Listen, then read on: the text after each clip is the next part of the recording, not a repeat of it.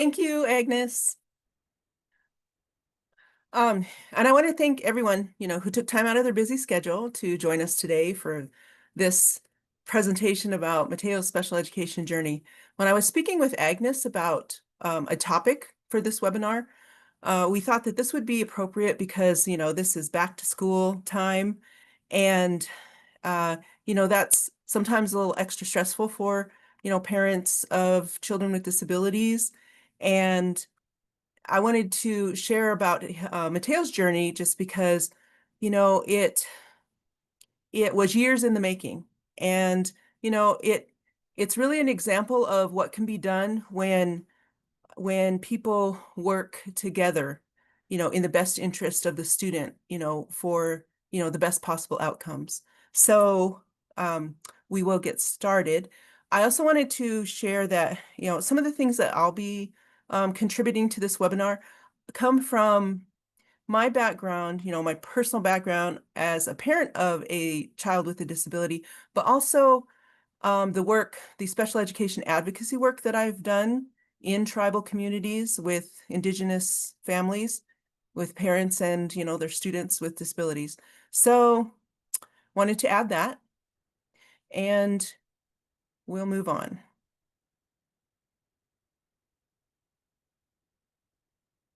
Okay, so our first slide is about our family.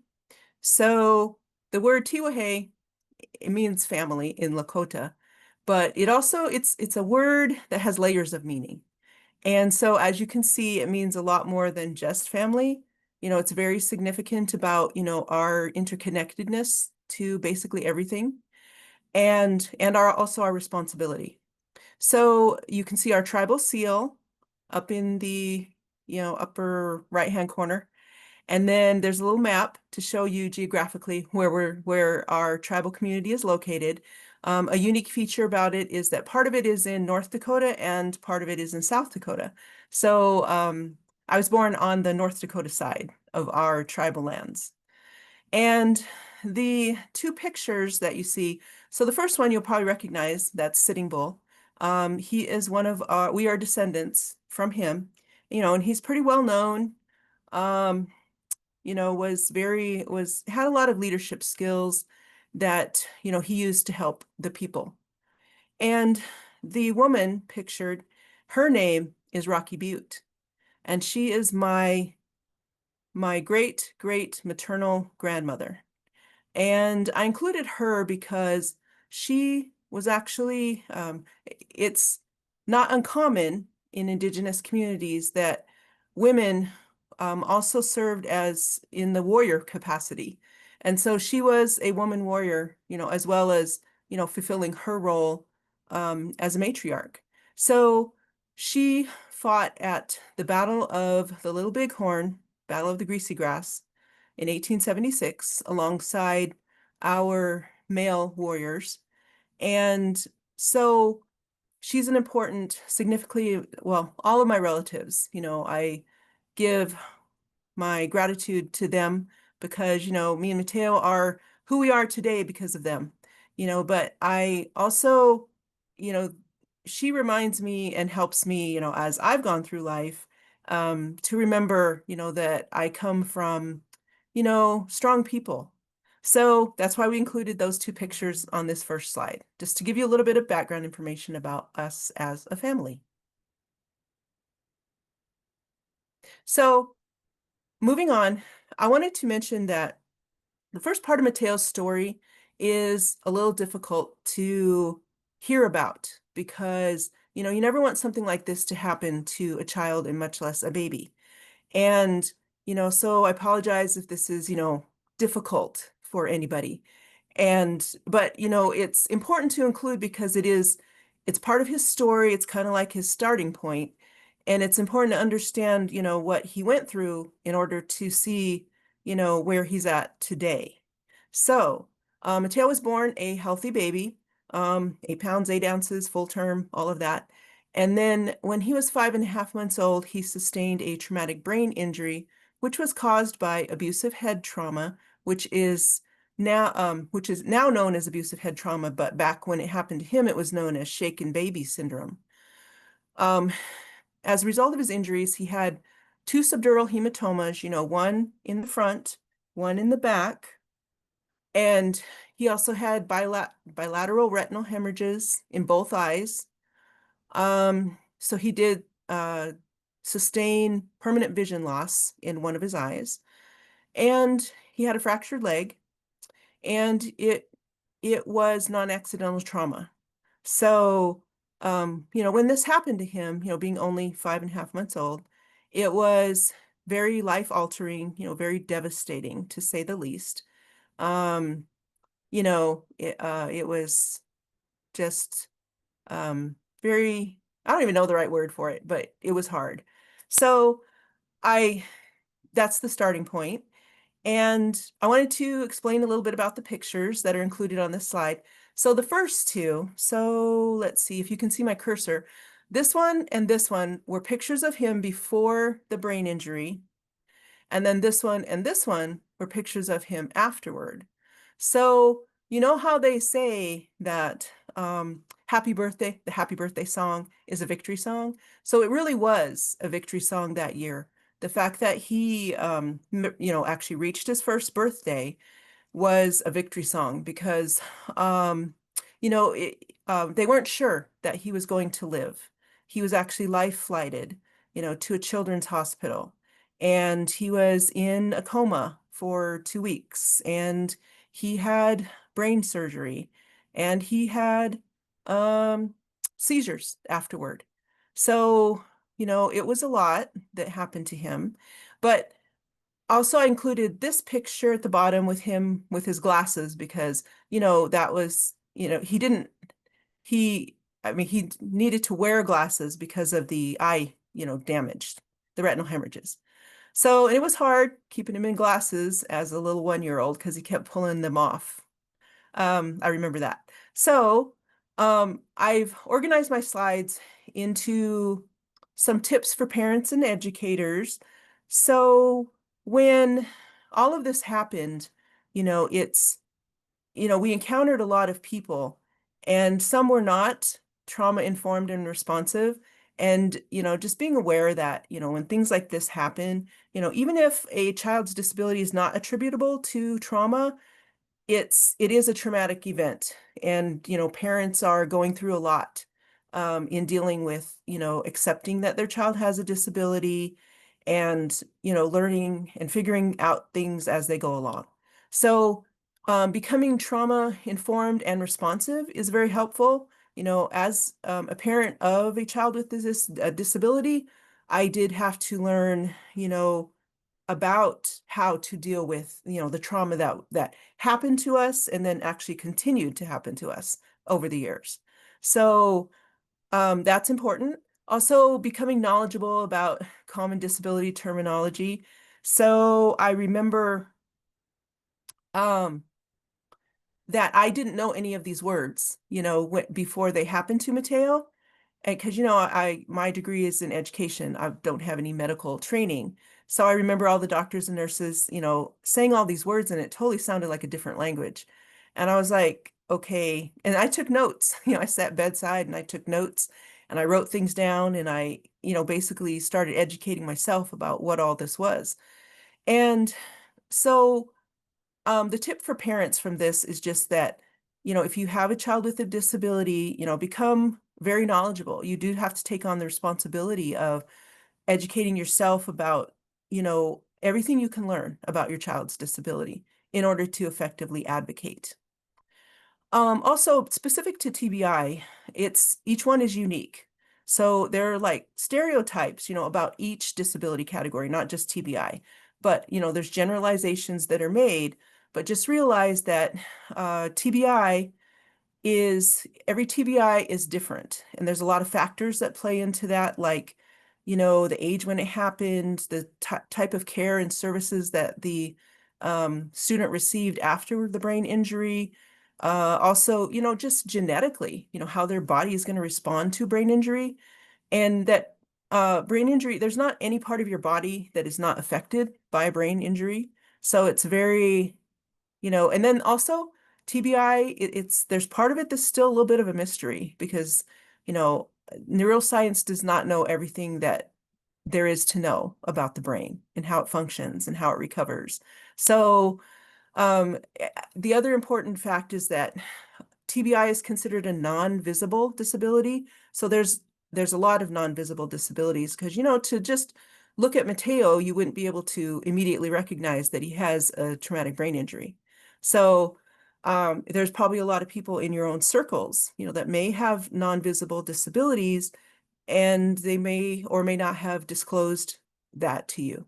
So just be aware that non-visible disabilities exist. And then also be mindful and considerate of the impact of the transition between an IFSP and an IEP. So Mateo received early intervention services, like starting at the hospital level, when he was still in the hospital.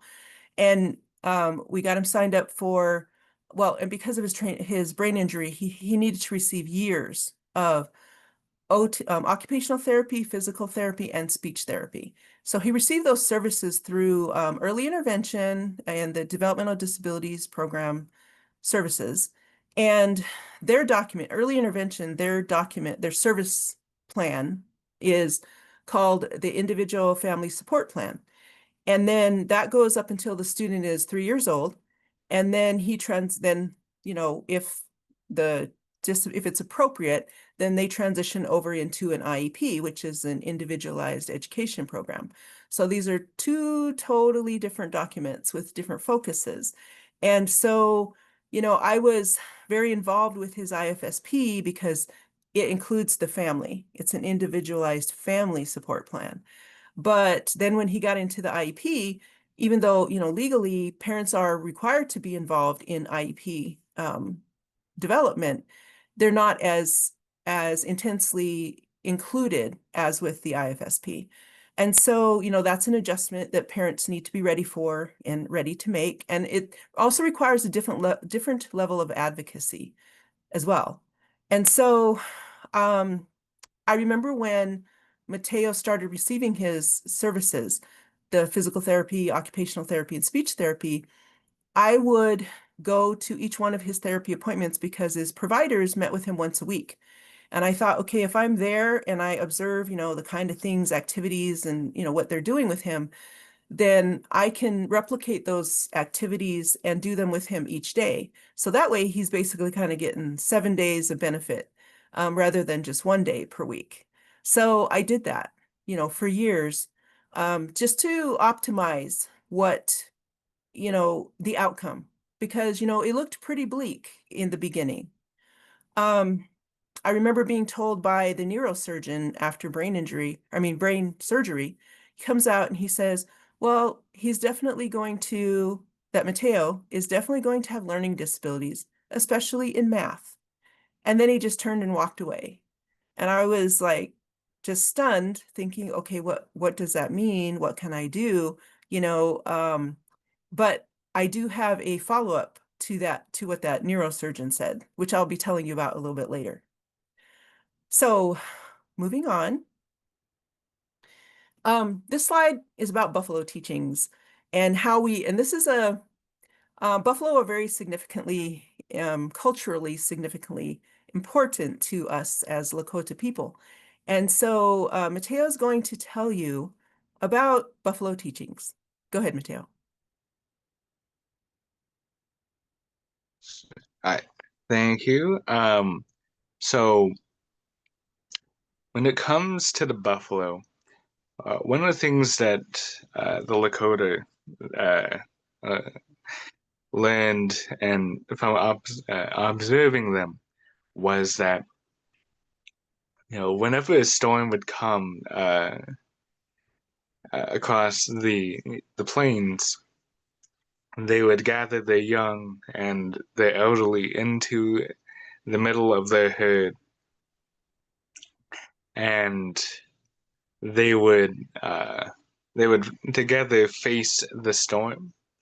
They did this because you know in the middle of the herd, that's the most protect spot, as well as when it comes to facing the storm, they would move through the storm as well. So they figured out that the fastest way to get out of any storm is to move towards it.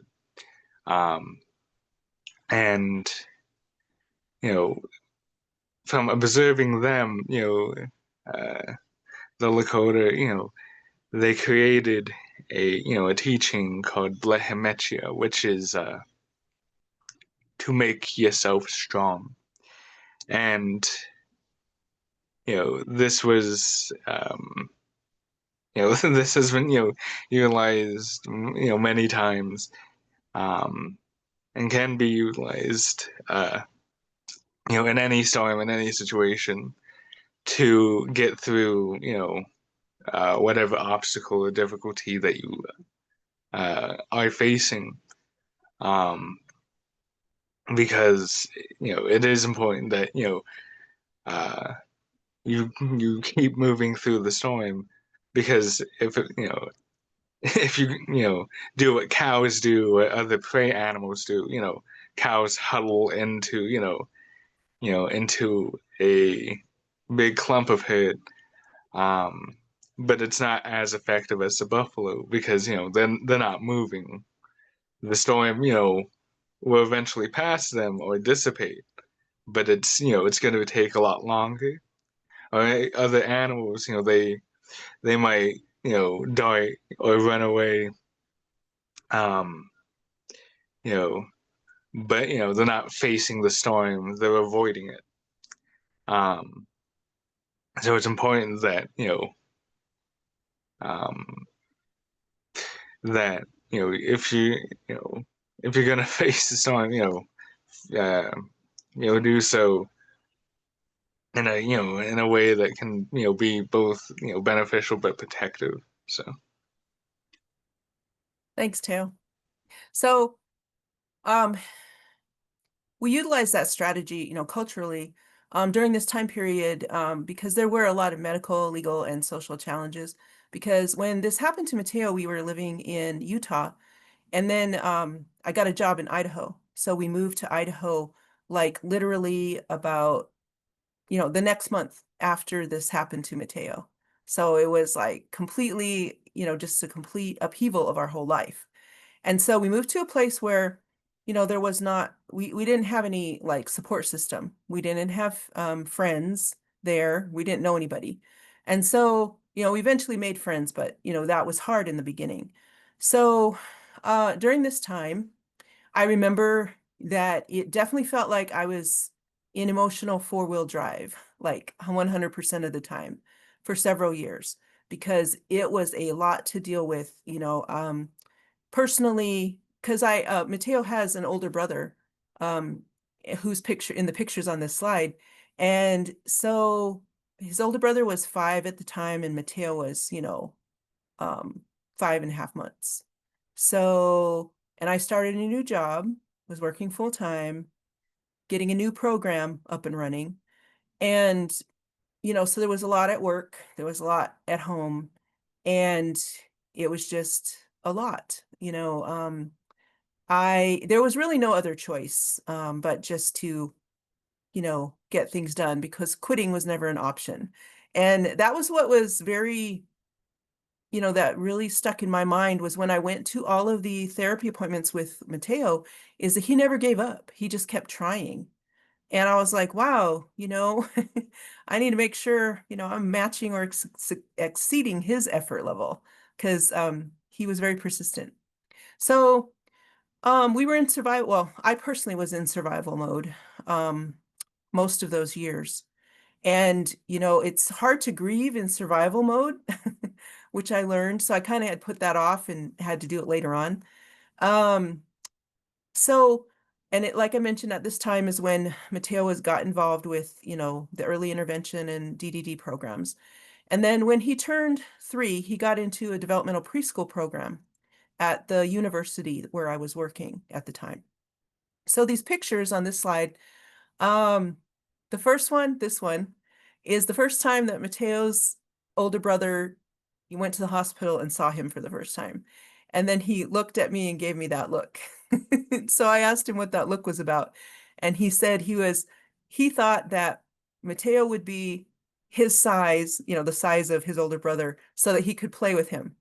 He basically wanted somebody to play with, and he didn't realize that Mateo was going to be a baby. But as in this slide, you can see this one, you can see he recovered quickly. So he got over his initial surprise. And then the rest of the slides are just, them together having fun, as much of a regular childhood, as we could create, well, as I could create for them. So tips for parents and educators would be um, to always consider leveraging, sibling and family support and involvement as much as you can, to promote a better outcome. Because, this is one of our traditional values as well. And I don't think it's just Lakota, it's basically all indigenous communities, family is, a source of strength. And so, always keeping that in mind because, Mateo's older brother, was definitely a big part of, helping out and, providing support that he needed. Also, definitely for parents and educators, definitely invest the time needed to genuinely connect and create rapport and build trust because this takes a lot of effort up front. But once you make that authentic, genuine connection, you can, there's like no limit to what you can accomplish, as a team working, for the best interest of the child with a disability. Because it's hard for educators, they do a lot. I personally feel they're not paid, what they should be paid for what they're expected to do. And they have a lot of, responsibility and, I think it's very stressful to be an educator. So it's also so it's hard, to make that time to create a quality, authentic connection, but it is important.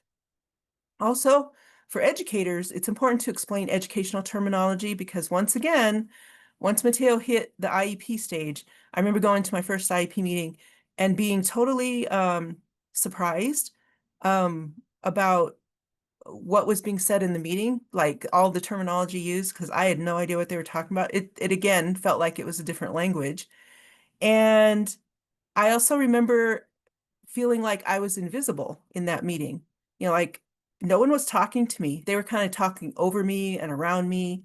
And that was kind of like my wake-up call to realize that once again, that I was at a knowledge deficit here in this IEP meeting. So I needed to educate myself about what was going on, what was being discussed, learning the terminology so that I could better and more effectively advocate for Mateo at this age. Mateo started attending his IEP meetings when he was in fourth grade, and he attended them every year after that. So I feel like that was definitely a beneficial um, practice because, he was right there, an active member of his own IEP team. So I feel like a tip for parents would also be, to involve your child with a disability in their IEP meetings as early as possible, and I know that's not possible for every student with a disability, but involve them, to the greatest extent possible because it will benefit them. And moving on to um, cultural strength. So our Lakota culture was definitely a source of strength as we were going through Mateo's special education journey. And some of the values that we relied on was that our culture is about cooperating and collaborating rather than competing with other people. And so I remember every school year teaching both of my boys that, or reminding them really, that, the school system is based around the values of a culture that is not ours. And that when they go to school and they're sitting in the classroom, that they're not in competition with anybody. They're in competition with themselves, really, just to be the best student that they can be. And to show up every day. I used the teaching, well, kind of the analogy of going to school as their job because, they saw me get up every day, as a single parent and go to my job. And so I compared it to that and I said, because there are a lot of transferable skills to the workplace that you learn in school. And so I said, eventually you're all going to be, needing to get a job and support yourselves. So this is your training ground. Your job right now is to be a student.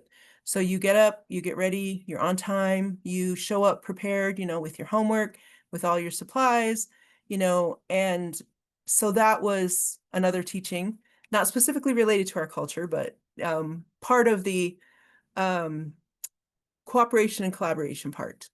So another teaching is to be a good relative, to be, respectful and kind and, to be somebody that your ancestors would be proud of and which falls right into honoring your ancestors because that was also another teaching of, to live your life in a way that honors the sacrifices and the teachings, that they made or that they passed on, the teachings that they passed on and the sacrifices that they made because, they were thinking of us, that they didn't even know yet.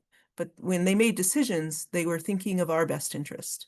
So also, I would routinely remind my boys that they came from generations of strength because I know there's a lot of, you know, um, information out there about historical trauma and intergenerational trauma, and there's not enough information being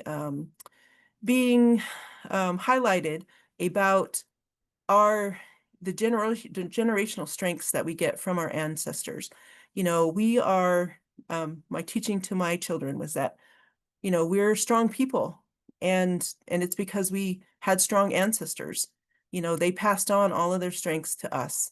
So whatever we face, we'll be able to do it and be able to be successful and to come out at the other end, no matter what it is because of them. And so also, here in Arizona, there's 22 tribal nations, and then, nationally, there's 576 nations. Each one of those is very distinct and unique in terms of language, cultural teachings, ceremonies, and regalia, traditional clothing. So, and all of those things are interconnected for each tribal community. Their cultures are very unique. So, so all of those, so wherever you're working or whoever you're helping or wherever you're from, you can leverage the cultural strength of each tribal community that you may be working with. So tips for parents and educators are to both parents and teachers can do something about bullying because it's very it's very detrimental and it's damaging. And Arizona does have an anti-bullying law, educationally, but it's been my experience that it's not very well enforced. And because my boys, both grew their hair long for cultural reasons. And my older son, he didn't cut his hair. He grew it long from birth until he was 15 years old. And then Mateo grew his hair long from birth until he was 12 years old. And so, but they were both, relentlessly bullied about their hair, probably on a daily basis, being called girls, being made fun of, and Mateo even got gum, several pieces of gum put in his hair, when he started kindergarten. And so, just be aware of, do all that you can because, kids can get bullied for their cultural differences and their learning diversity, gender identity, and even just the fact that they have a disability. So, bullying is very prevalent among children with disabilities. So it is probably most definitely going to happen to your child with a disability. So have a plan of how you're going to address that. And okay. Also, children with an IEP, well, they have an IEP, which is, required to be, um, developed, renewed, well, not renewed, but updated every year, looked at least once a year. And it can be, parents can call an IEP meeting at any time if there's, a need or they feel like there's something that they need to discuss with their IEP team. But students are evaluated for special education to see if they're still eligible for services every 3 years. And so and it's supposed to be a comprehensive evaluation. So one of the things that usually the school psychologist will go over is there's different considerations that are supposed to be analyzed and looked at. And, most school staff are not native. And so what I have seen in my own children's IEP meeting or, evaluation meetings, but also in the evaluation meetings of the families that I have helped, is that cultural considerations are not considered. They're just automatically checked as no, there's no cultural considerations to developing this child's IEP, but there might be. So just be aware, as a parent and an educator, that each one of our Indigenous students come from, a cultural background. So take a closer look and, make sure that there aren't some cultural considerations that need to be considered when you're evaluating and then developing an IEP for a student. Also, allow processing time for questions and then also a relaxed response time at IEP meetings, because so many times, they usually just give you schools, because they're busy and they have a lot of, responsibilities and expectations. They're given about, I don't know, just a few minutes or like 30 minutes for an IEP meeting.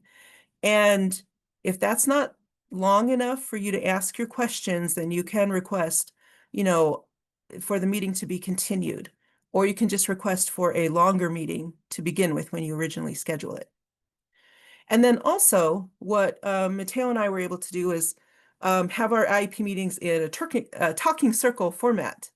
And that was very effective. It supported, inclusive communication. So those are the tips for, this area. And these are just, some pictures of Mateo. We call this his future tribal leader picture because he looks so official, like he's gonna be, leading something. So anyway, moving on to being like water. So this is another cultural concept that Mateo is going to tell you about. Go ahead, Mateo. So, being water, um, it's a thing of when water is in its natural state, uh, most nothing, most anything can't really stop it.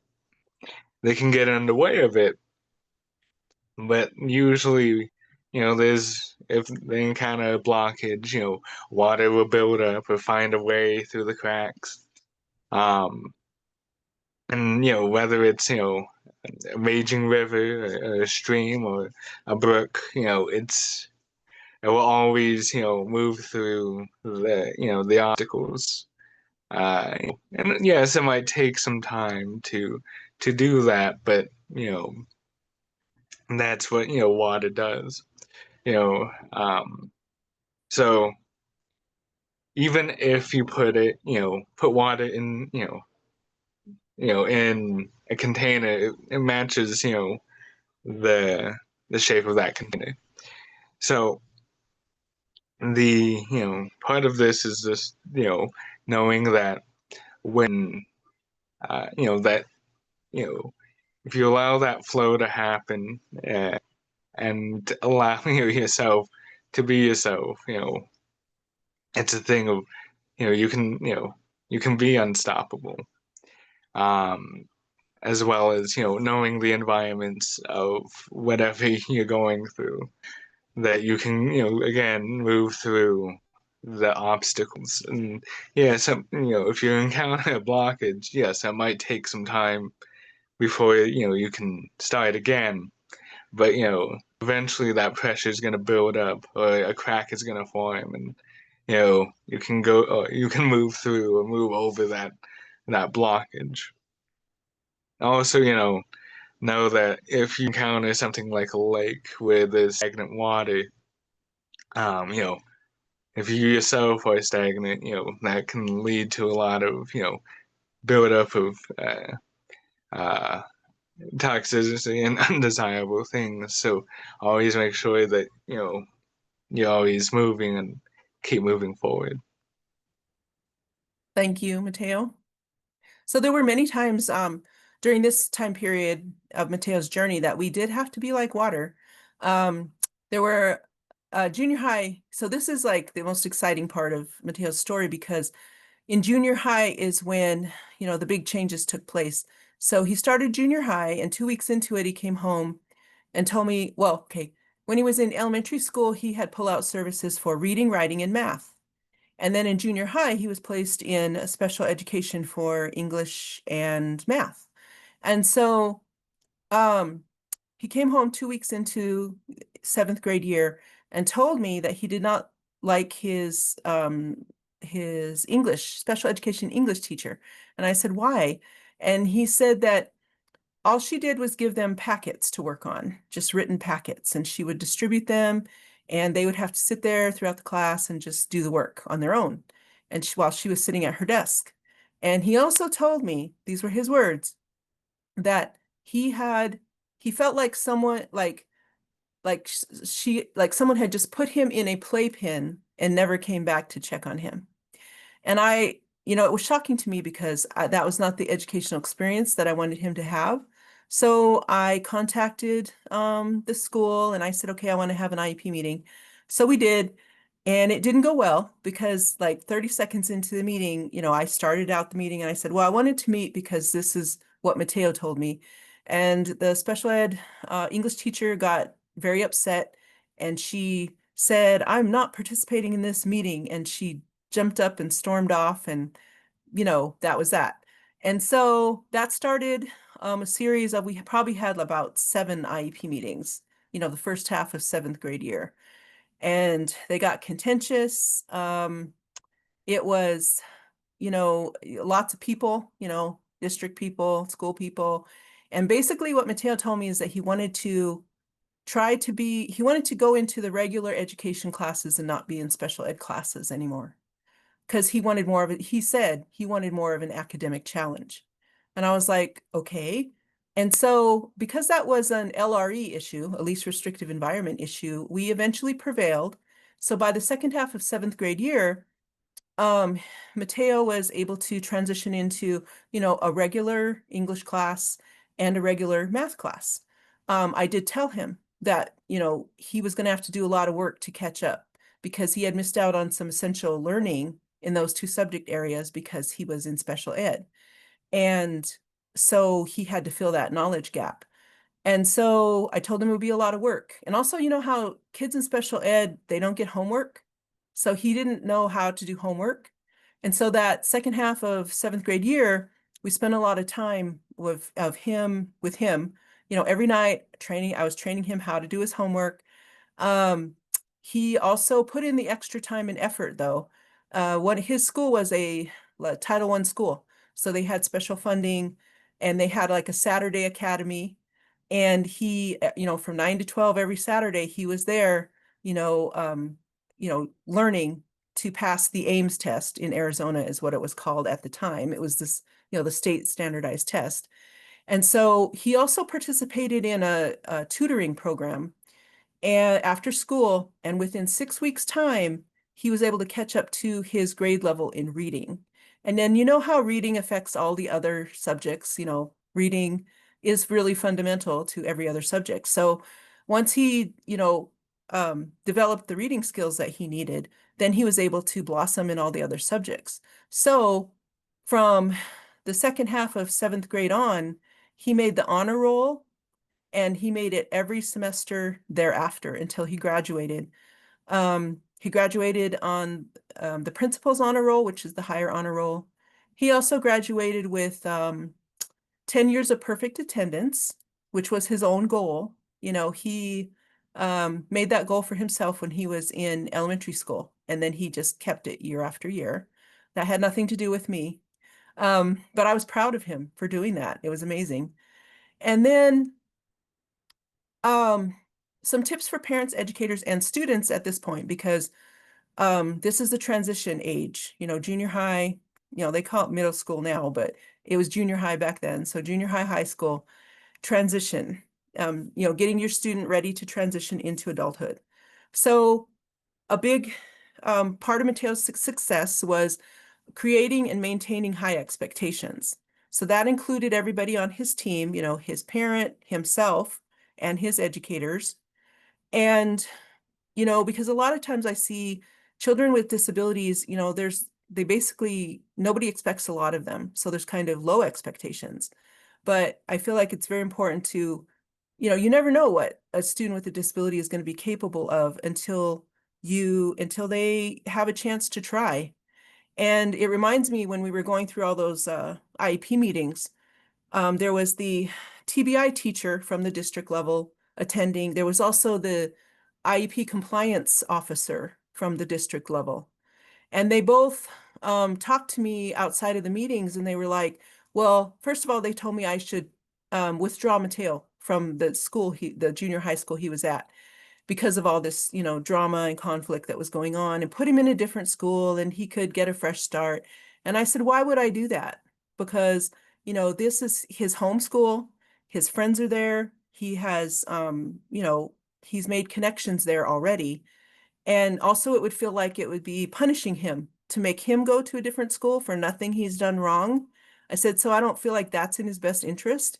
But they tried to talk me into doing that. And then also the compliance officer said, well, we don't know if Mateo's going to be able to, handle regular education, classwork. And I said, well, I don't know either, because he's only been in special ed, but he deserves a chance to try and he wants to try. So he should be able to try. So um, that all happened in junior high. And also setting up the practice of always setting yourself up for success, and developing a plan B if your plan A, doesn't work. Develop self-esteem within the student because they know that they have that within their control. Like they have their plan A that they can try, but if it doesn't work, they have a plan B.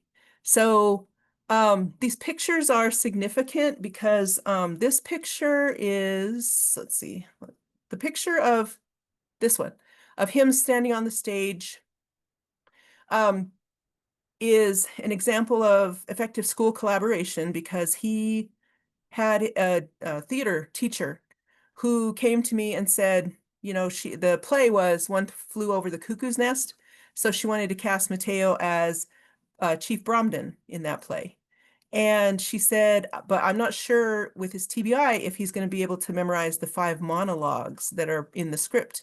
She goes, so my plan B is um, we'll let him see. We'll see if he can memorize. Maybe he can memorize 1 or 2 of them and we can record the rest. So she had a plan in mind, but she never had to use plan B because Mateo amazed everybody and was able to memorize all five or more dialogue. I mean, they were paragraph long monologues, sorry, that Chief Bromden said in the play. And, Chief Bromden is a lead role in the play.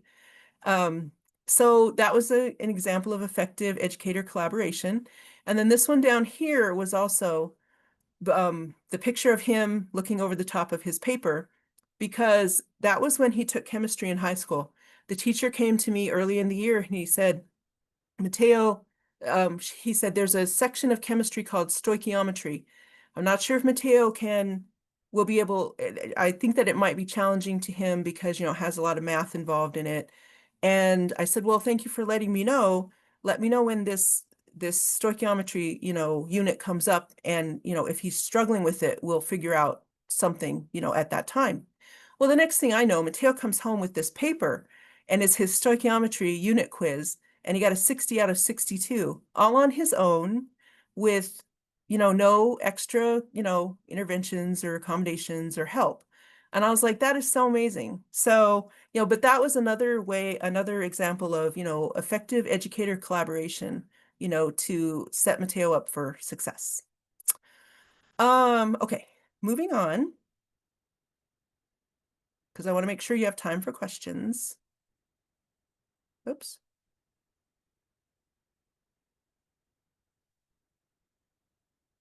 Oh, whoops, sorry. Whoa, going the wrong way. Okay, so transitioning to adulthood. Um, you already know that he graduated from high school, got into community college. You know how every student that enters community college has to take like placement exams for reading and math. So this is the follow-up to what the neurosurgeon said to Mateo, or said to me about Mateo. So when Mateo was in high school, he got into this special computer-guided math program called ALEKS. It's ALEKS. And it was highly effective for him because you know how math is sequential and you have to learn certain concepts before you can move on to the next level of math. So it was designed that way. And they had a full-time classroom teacher in that class with them who had her doctorate degree, and she in math, and she also was the parent of a child with a disability. So I feel like that helped. So in the Alex class, the Alex math class, which he got into in 10th grade and was in there through 12th grade when he graduated, he worked his way up to calculus in the Alex program. And so this benefited him when after he graduated from high school and he enrolled at Scottsdale Community College, when he was taking his placement tests for math, he tested into college level math. So he really only had to take one math class, ever, in his whole college experience. And that's how it helped him. And then I thought, I want to track down that neurosurgeon and tell him, that he was wrong. Because, it was really devastating when he first told me that. But Mateo proved him wrong. So, tips for educators, parents, and students are to make sure that there's comprehensive transition assessments in your students' transition plan that's in their IEP. Um, Collaboratively create ambitious transition plans and involve all of the students, support team, that the different programs that they're involved in, and utilize resources like pre-ETs, reverse job fairs, college disability resource programs, and person-centered planning. And also, the main takeaway is to understand that IEPs are living documents that evolve with the student, because the student changes a lot, from year to year, as a person. They're growing and developing every, minute of the time that they're in school. So the IEP needs to grow with them. So this is a picture of Mateo with he plays with Mesa Adaptive Sports, and this is his basketball team. They were they won they were like the state champions for several years in a row. And those games were like better than any NBA game that I've ever watched, with all the drama and the overtimes and all of that. Um, and this is Mateo's taking a picture taken of him on the day that he graduated. He chose not to walk with his class because he didn't want to wear, this is his ribbon shirt that I made for him. He didn't want to wear his robe over his ribbon shirt. He wanted to wear his traditional clothing to graduation. But in order to walk with the class, he would have had to wear the robe over the shirt, and he didn't want to do that. So he sat in the bleachers during his graduation, you know, um, but that was by his own choice. And anyway, point is he graduated from high school, which was great. And he got into college. And you guys know the rest of the story from there. And so this next slide is the concluding slide of, whoops, sorry, keep doing that. This is a list of his accomplishments. Sorry, it's in small print. I had to use that font size in order to, get everything on the slide. But this is not, I'm proud of Mateo for his accomplishments. These were, and they're listed here to kind of be a visual representation of, what collaboration and cooperation and effective communication can, accomplish. Because Mateo didn't accomplish all of this on his own. It was a lot of people, supporting him and seeing his potential and giving him opportunities.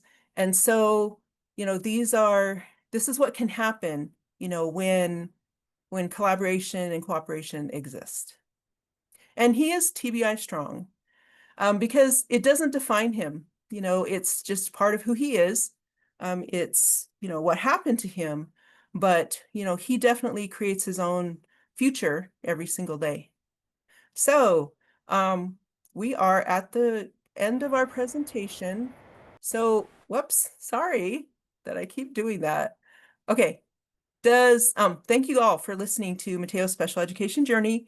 And now, if anybody has any questions, please let us know.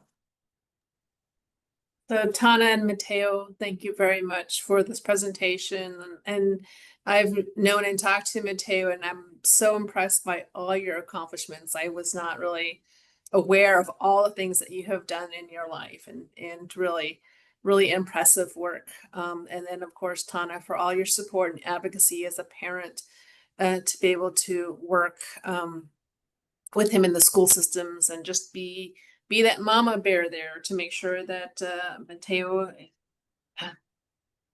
gets the things that he needs. And so we'll open it up for questions. So people, if you have any questions for both Mateo and Tana, now is the time to ask. Can I ask? Yes, Ton, can you ask a question? You can unmute yourself and ask your question. Hi, thank you, Tana. I'm a fantastic presentation. I am a teacher educator at Mesa Community College. And one of the courses that I teach, well, all three: Foundations of Education, Cultural Diversity in Education, and Introduction to the Exceptional Learner. And so it's really inspiring to hear your lived experience of the things that we talk about, the theory that we talk about. And you're right here in our own backyard. I appreciate you recording this, but I wonder, do you speak? Do you come and speak? Because I would love for you to speak to my special education students, to talk to them about this journey and the idea that you don't lower expectations, and that you work as a community. So I teach these things in theory, and they go out and they hopefully observe them in their courses, but you are living proof of everything that we're trying to accomplish. So again, I was super inspired and just wanted to know if that was something I could work with you offline to have you come and speak to my class. Oh, yes, definitely. Thank you for, attending this webinar and for, asking us. We would definitely be honored to come and speak to your classes. Thank you. Yes. Thank Thank you for Oh. that. And we'll put Tana and Mateo's contact information in the chat in a little while. And I believe Gail had her hands raised, and she also had a question in the box. So Gail?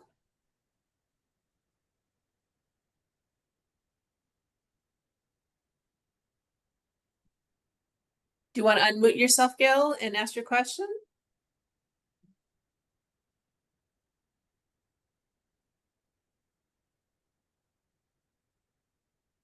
Okay.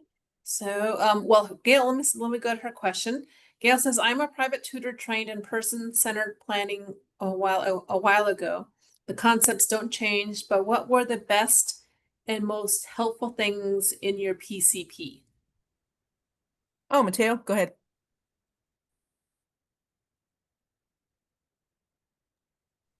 So one of the, I guess, best or helpful things was this, that um,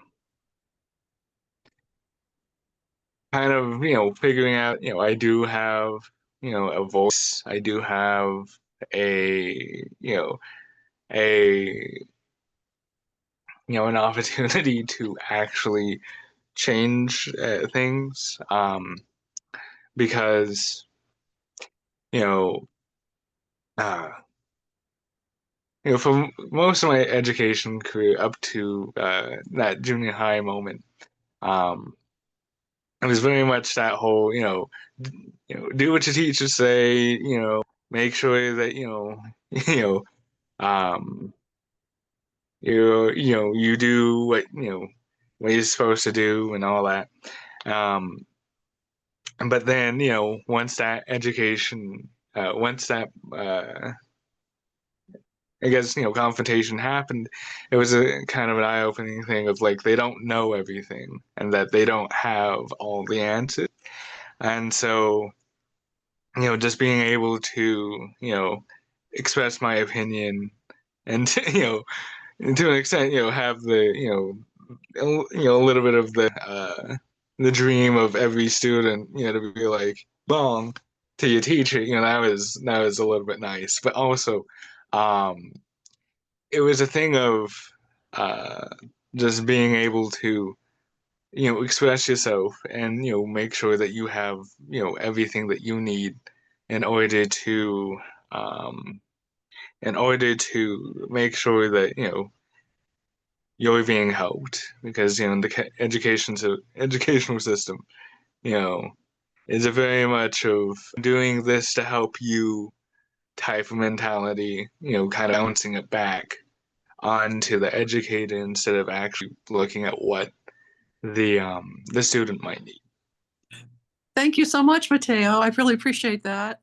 It sounds like the self-advocacy part and the self-expression part was nice for the person-centered planning is what you're saying. How did you build up to that? Did you sit in on your IEP meetings or was this all like brand new once you got into the person-centered planning? Was that like a brand new experience? So it wasn't necessarily brand new. It was just stuff that, I learned over, time, sitting in within my my IEP meetings. So Great, that's very helpful. I've made some notes here. Appreciate it. So thank you, everybody, for joining us today. I placed in there Mateo and Tona's emails, so you may contact them. We also have an evaluation or survey that you can fill out to let us know how we're doing and to provide us input for upcoming webinars of what type of topics that you would like to see. So again, thank you very much for joining us today, and thank you, Mateo and Tona, for a inspiring presentation on resilience and advocacy and persistence, being like water and being like buffalo. So thank you very much. Have a good